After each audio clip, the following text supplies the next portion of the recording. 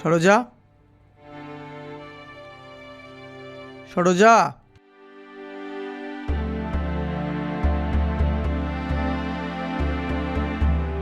সরোজা, কোথায় গেছে ও?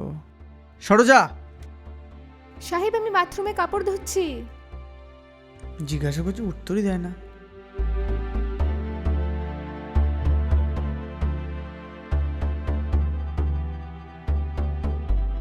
সরোজা, কতবার সাহেব? ডাকছি, শুনতে পাচ্ছ না নাকি? সাহেব, আমি বাথরুমে কাপড় কাচ্ছিলাম, চেঁচিয়ে বললাম, শুনতে পাননি? না, আমি শুনতে পাইনি, তাই এখানে আসলাম। আমি ভাবলাম তুমি না বলে চলে গেছো, এই জন্য না ডাকলাম। সাহেব, কাপড় অনেক নোংরা ছিল, তাই এখানে কাচতে আরে, এনেছি। এই কাপড়গুলো হাতে কাচ্ছ কেন? ওয়াশিং মেশিনে দিতে পারো তো। ওয়াশিং মেশিন খারাপ হয়ে গেছে সাহেব। ওয়াশিং মেশিন খারাপ হয়ে গেছে? আরে, এরকম আমাকে বলতে পারতে তো। সাহেব, এতে কষ্টের কি আছে?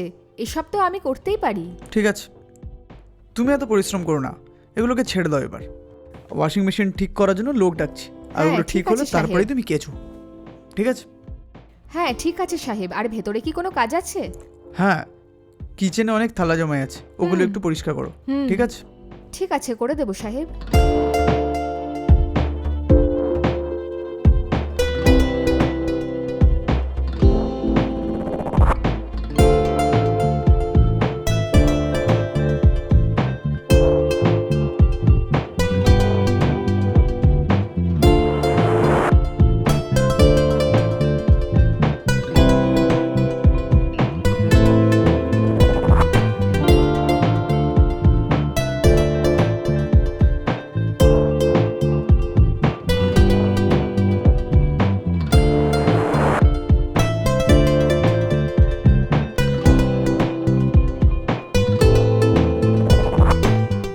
সরোজা, হুম।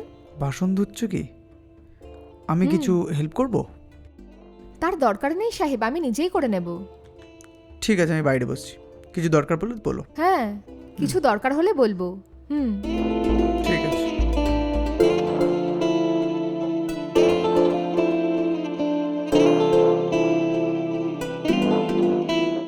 হ্যাঁ দিদি, বলো দিদি। এই কোথায় তুই? দিদি, আমি কাজে আছি দিদি। তুই যার কাছ থেকে টাকা নিয়েছিলি সে রোজ রোজ এসে বিরক্ত করে যাচ্ছে। আমি বলেছিলাম যে তুই কাজে গেছিস। তোর খবর নিতে প্রত্যেকটা দিন এখানে আসছে, প্রত্যেকটা দিন ও আমার বাড়ি আসছে। আমার এগুলো পছন্দ না। আর যদি কোনোদিনও আসে তাহলে তুই আমার বাড়ি খালি করে দিবি, দেখে নে। রাগ করুন না দিদি, আমি ওর টাকা তাড়াতাড়ি দিয়ে দেবো। ঠিক আছে ঠিক আছে, তুই ফোন রাখ, আগে ওকে টাকা ফেরত দে। হ্যাঁ ঠিক আছে দিদি।